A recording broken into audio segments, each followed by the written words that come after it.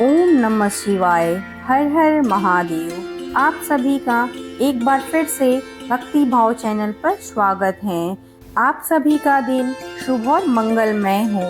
हम सब मिलकर भगवान शंकर और माता पार्वती से हाथ जोड़कर विनम्र भाव से प्रार्थना करते हैं कि वह हम सबके जीवन में अपनी कृपा सदैव बनाए रखें, हम सबके जीवन से दुख और कष्ट को दूर करें। आज हम सब सुनेंगे श्रावण मास महात्म्य का चौथा अध्याय का पाठ।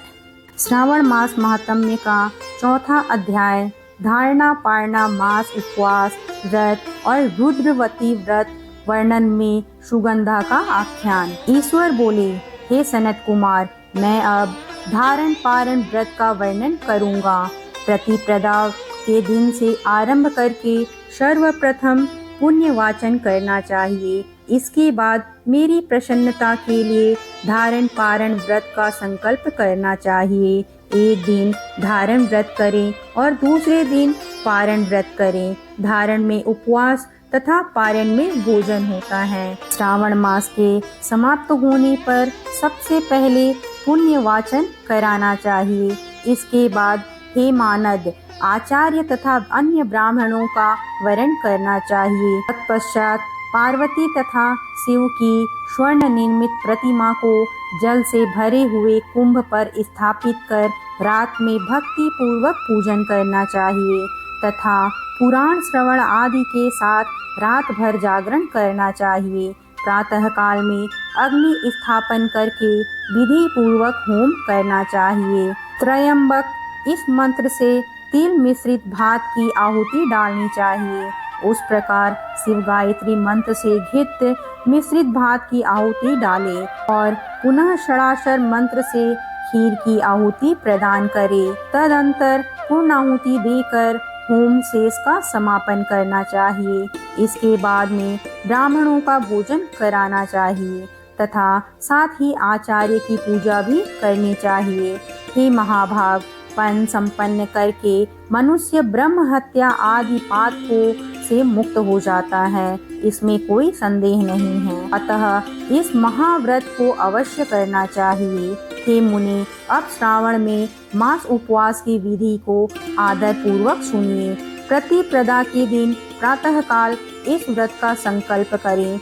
स्त्री हो या पुरुष, मन में इंद्रियों को नियंत्रित करके इस व्रत को करें। अमावस्या तिथि को लोक का कल्याण करने वाले व्रजध्वज शंकर की अर्चना पूजा षोडश उपचार से करें। तदंतर अपनी सामर्थ्य के अनुसार वस्त्र तथा अलंकार आदि से ब्राह्मणों का पूजन करें, उन्हें भोजन कराएं तथा प्रणाम करके विदा करें। इस प्रकार से किया गया मास उपवास व्रत मेरी प्रसन्नता कराने वाला होता है। हे सनत कुमार, मनुष्यों को सभी सिद्धियां प्रदान करने वाले लक्ष्य सटक परिमित रुद्रावतार के विधान को सावधान होकर सुनिए। अत्यंत आदर पूर्वक कपास के 11 तंतुओं से बत्तियां बनानी चाहिए।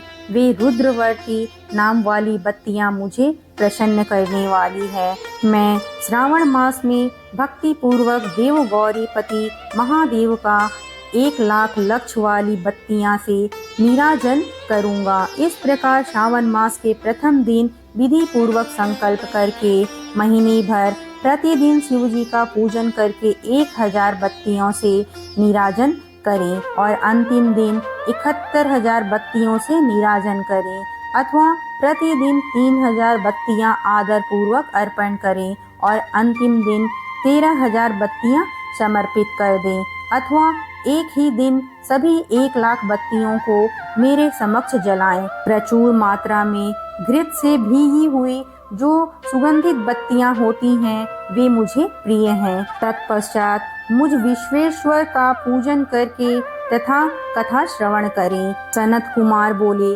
हे देवादिदेव, हे जगन्नाथ, हे जगदानंद, कृपया करके आप मुझे इस व्रत का प्रारंभ बताएं। हे प्रभु, इस व्रत को सर्वप्रथम किसने किया तथा इसके उद्यापन में क्या विधि होती है? ईश्वर बोले, हे ब्रह्मपुत्र, व्रतों में सबसे उत्तम इस रुद्रव्रती व्रत के विषय में सावधान होकर सुनिए। यह व्रत महापुण्यप्रद, सभी उपद्रव का नाश करने वाली, प्रीति तथा सौभाग्य देने वाला, पुत्र पौत्र समृद्धि प्रदान करने वाला व्रत करने वालों के लिए शंकर जी की प्रीति उत्पन्न करने वाला तथा परम पद शिवलोक को देने वाला है। तीनों लोकों में इस रुद्र व्रत के समान कोई उत्तम व्रत नहीं है। इस व्रत के संबंध में लोग यह प्राचीन दृष्टांत देते हैं। शिप्रा नदी के रम्य तट पर उज्जैनी नामक सुंदर नगरी थी। उस नगरी में सुगंधा नाम की एक परम सुंदरी वीरांगना थी। उसने अपने साथ सत्संग के लिए अत्यंत दुख शुल्क निश्चित किया था। 100 स्वर्ण मुद्रा देकर सत्संग करने की शर्त रखी थी। उस सुगंधा ने युवकों को तथा ब्राह्मणों को भ्रष्ट कर दिया था। उसने राजाओं तथा राजकुमारों को नग्न करके उनके आभूषण आदि लेकर उनका बहुत तिरस्कार किया था। इस प्रकार उस सुगंधा ने बहुत लोगों को लूटा था। उसके शरीर की सुगंध से कोस भर का स्थान सुगंधित रहता था।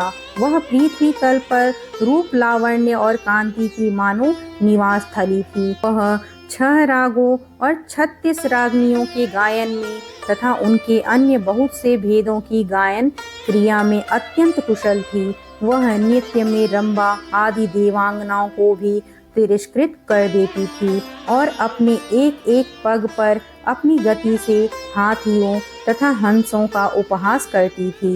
किसी दिन वह सुगंधा कटाक्ष तथा बह चालन के द्वारा काम बाणों को छोड़ती हुई क्रीड़ा करने के विचार से शिप्रा नदी के तट पर गई। उसने ऋषियों के द्वारा सेवित मनोरम नदी को देखा। वहाँ कई विप्र ध्यान में लगे हुए थे और कई जप में लीन थे, कई सिरवाचन में रत थे तथा कई विष्णु पूजन में लीन थे। हे महामुनि, उसने उन ऋषियों के बीच विराजमान मुनि वशिष्ठ को देखा। वशिष्ठ मुनि के दर्शन के प्रभाव से उसकी बुद्धि धर्म में परिवर्तित हो गई और जीवन तथा विशेष रूप और विषयों में उसकी विरक्ति हो गई। वह अपना सिर झुकाकर बार बार मुनि को प्रणाम करके अपने पांव की निवृत्ति के लिए मुनि श्रेष्ठ वशिष्ठ जी से कहने लगी।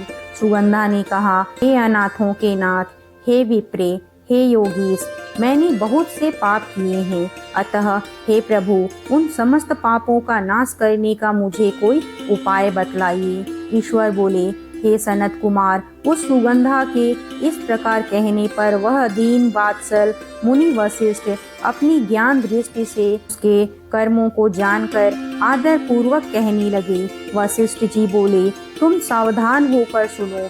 जिस पुण्य से तुम्हारे पाप का पूर्ण रूप से नाश हो जाएगा, वह सब मैं तुम्हें अब कह रहा हूँ। हे भद्रे, तीनों लोकों में विख्यात वाराणसी में जाओ। वहाँ जाकर तीनों लौ में दुर्लभ महान पुण्य देने वाले तथा शिव के लिए अत्यंत प्रीतिकर रुद्रव्रत नामक व्रत को उसी क्षेत्र में करो। हे भद्रे, इस व्रत को करके तुम परम गति को प्राप्त करोगी। ईश्वर ने कहा। तब उसने अपना धन लेकर सेवक तथा मित्र सहित काशी में जाकर वशिष्ठ के द्वारा बताए गए विधान के अनुसार व्रत किया। इस प्रकार उस व्रत के प्रभाव से वह उसका शरीर उस लिंग में विलीन हो गए। हे सनत कुमार, इस प्रकार जो स्त्री इस परम दुर्लभ व्रत को करती है, हे विप्रे, उस प्रकार के व्रत से स्त्री मेरे अर्ध स्थान की अधिकार हो जाती है और महाप्रलय पर अंत तक वह मेरे लिए प्रिय रहती है। अब मैं इस व्रत की संपूर्णता के लिए उद्यापन का विधि बताऊंगा। चांदी से बनी हुई नंदीश्वर की मूर्ति पर आसीन स्वर्णमय भगवान शिव की पार्वती सहित प्रतिमा को कलश पर स्थापित करना चाहिए और विधि के साथ पूजन करके रात्रि में जागरण करना चाहिए। इसके बाद प्रातःकाल नदी में निर्मल जल से विधि पूर्वक स्नान करके 11 ब्राह्मणों सहित आचार्य का वर्ण करना चाहिए।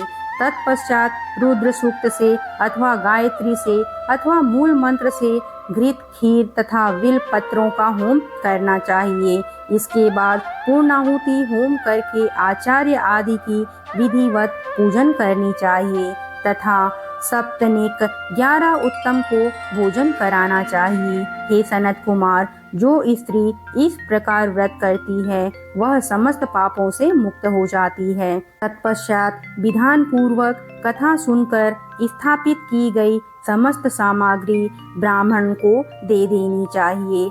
इससे निश्चित रूप से 1000 अश्वमेध यज्ञों का फल प्राप्त होता है। इस प्रकार श्री स्कंद पुराण के अंतर्गत ईश्वर सनत कुमार संवाद में श्रावण मास महात्म्य का चौथा अध्याय पूर्ण होता है। तो यह था चौथा अध्याय। आपको यह अध्याय कैसा लगा कमेंट करके जरूर बताइएगा। वीडियो को लाइक करें और चैनल को सब्सक्राइब करें। ओम नमः शिवाय। अब हम सब सुनेंगे शिव चालीसा का पाठ। शिव चालीसा का पाठ। जय गणेश गिरिजा सुवन मंगल मूल सुजान, कहत अयोध्या दास तुम देहु अभय वरदान। जय गिरिजापति दीन दयाला, सदा करत संतन प्रतिपाला। बाल चंद्रमा सोहत नीके, कानन कुंडल नागफनी के। अंग और शिव गंग बहाए, मुंड माल तन छार लगाए। वस्त्र खाल बागंबर सोहे, छवि को देखी नाग मन मोहे। मैना मातु की हवे दुलारी, बाम अंग शोहत छवि न्यारी। कर त्रिशूल शोहत छवि भारी, करत सदा शत्रुन क्षयकारी। नंदी गणेश सोहे तह कैसे, सागर मध्य कमल है जैसे। कार्तिक श्याम और गणराओ, या छवि को कहीं जात न काऊं। देवन जब ही जाए पुकारा, तब ही दुख प्रभु आप निवारा। या उपद्रव तारक भारी, देवन सब मिली तुम ही जुहारी। तुरंत शरानन आप पैठायों, लौ निमेष मह मारी गिरायों। आप जलंधर असुर संहारा, सुयस तुम्हार विदित संसारा। त्रिपुरासुर सन युद्ध मचाई, सब ही कृपा कर लीन बचाई। किया तप ही भागीरथ भारी, पूरब प्रतिज्ञा ताशु पुरारी। दानिन मह तुम समको नाही, सेवक श्रुति करत सदाही। वेद नाम महिमा तब गाई, अकथ अनादि भेद नहीं पाई। प्रकटि उदधि मंथन में ज्वाला, जरत शरासुर भय विहाला। दीनी दया तह करी सहाई, नीलकंठ तब नाम कहाई। पूजन रामचंद्र जब कीन्हा, जित के लंक विभीषण दीन्हा। सहस कमल में हो रहे धारी, किन्न परीक्षा तब ही पुरारी। एक कमल प्रभु राखेउ जोई, कमल नयन पूजन चह सोई। कठिन भक्ति देखी प्रभु शंकर, भय प्रसन्न दिए इच्छित वर। जय जय जय अनंत अविनाशी, करत कृपा सबके घटवासी। दुष्ट सकल नित मोहि सतावे, भ्रमत रहो मोहि चैन न आवे। त्राहि त्राहि मैं नाथ पुकारो, यही अवसर मोहि आने उबारो। ले त्रिशूल शत्रुन को मारो, संकट से मोहि आने उबारो। मात पिता भ्राता सब होई, संकट में पूछत नहीं कोई। स्वामी एक है आस तुम्हारी, आय हरहु मम संकट भारी। धन निर्धन को देत सदाही, जो कोई जाचे सो फल पाही। आस्तुति के ही विधि करे तुम्हारी, क्षमहु नाथ अब चूक हमारी। शंकर हो संकट के नाशन, मंगल कारण विघ्न विनाशन। योगी यति मुनि ध्यान लगावे, शारद नारद शीस नवावे। नमो नमो जय नमः शिवाय, सूर्य ब्रह्मादिक पार न पाए। जो यह पाठ करे मन लाई, तापर होत है शंभु सहाय। कृष्णिया जो कोई हो अधिकारी, पाठ करे सो पावे निहारी। पुत्रहीन कर इच्छा जोई, निश्चय शिव प्रसाद तेहि होई। पंडित त्रयोदशी को लावे, ध्यान पूर्वक होम करावे। त्रयोदशी व्रत करे हमेशा, ताके तन नहीं रहे कलेशा। धूप दीप नवेद चढ़ावे, शंकर सन्मुख पाठ सुनावे। जन्म जन्म के पाप नशावे, अंत धाम शिवपुर में पावे। कही अयोध्या दास आश तुम्हारी, जानी सकल दुख हरहु हमारी। नित नेम कर प्रातः ही, पाठ करो चालीसा। तुम मेरी मनोकामना, पूर्ण करो जगदीश। मगसर छठी हेमंत ऋतु, संवत 64 जान। स्तुति चालीसा शिव ही, पूर्ण कीन कल्याण। बोलो शंकर भगवान की जय।